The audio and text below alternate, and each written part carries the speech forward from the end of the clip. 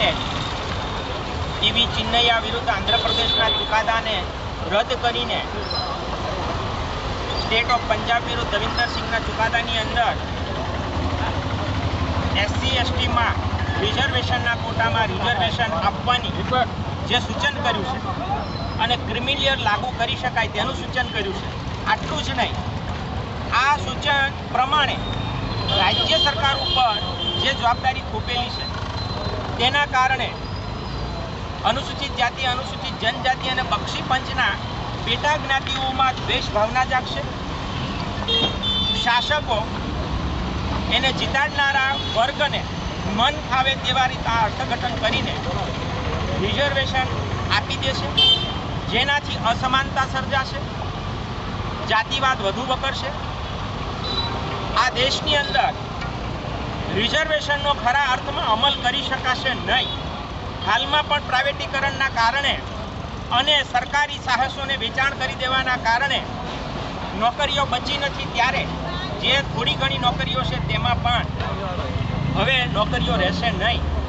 જેથી અમે નવસારી શહેરને 21 ઓગસ્ટે જે ભારતના બંધના એલાનમાં સમર્થન આપીએ છીએ.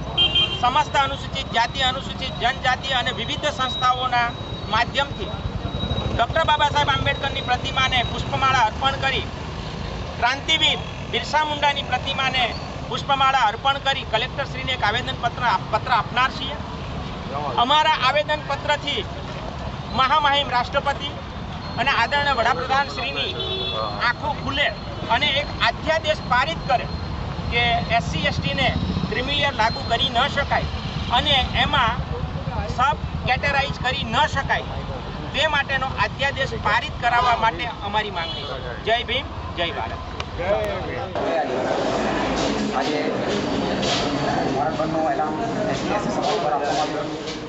એમાં નવસારીના એસસી અને એસટી સમાજ દ્વારા કલેક્ટરશ્રીના હસ્તકથી રાષ્ટ્રપતિજીને સંબોધીને એક આવેદનપત્ર આપવામાં આવ્યું. જેમાં 1 ઓગસ્ટના રોજ 7 જજોના દ્વારા એ ચુકાદો આપવામાં આવ્યો.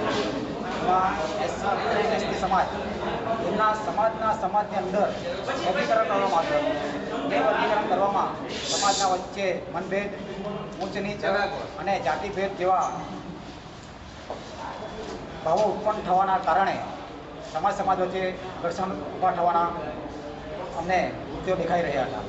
તે માટે આજે સરકારશ્રીને અને કલેક્ટરશ્રીને આવેદનપત્ર આપવામાં આવ્યું હતું.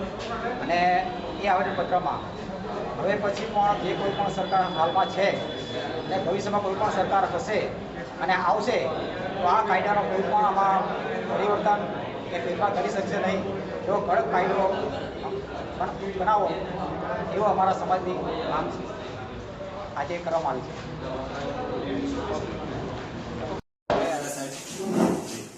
આજનો અમારો જે વિષય છે એ અનુસૂચિત જનજાતિ અને અનુસૂચિત જાતિના રિઝર્વેશનમાં ખોટા અને ક્રિમિલિયર જે લાગુ કરવાનું રાજ્યોને જે જવાબદારી આપી છે એના વિરુદ્ધમાં આવ્યા છીએ. સર, અંદર સુપ્રીમ કોર્ટ છે ચુકાદાઓ તો આપે, ન્યાયિક ચુકાદાની વિરુદ્ધ તો કશું આપણે બોલી ના શકીએ, પણ અમારી માંગ એવી છે કે હાલમાં રિઝર્વેશનનો પૂરો અમલ થતો નથી. અને સાહેબ, કોન્ટ્રાક્ટ સિસ્ટમ વર્ગ 2 થી વર્ગ 4ના કોટામાં કોન્ટ્રાક્ટ સિસ્ટમ આવી ગઈ એટલે રિઝર્વેશનનો કોઈ અમલ થતો જ નથી, કારણ કે કોન્ટ્રાક્ટ ઉપર તો રિઝર્વેશન હોય નહીં. સાહેબ, રેલવે વેચી દીધું, એરપોર્ટ વેચી દીધા.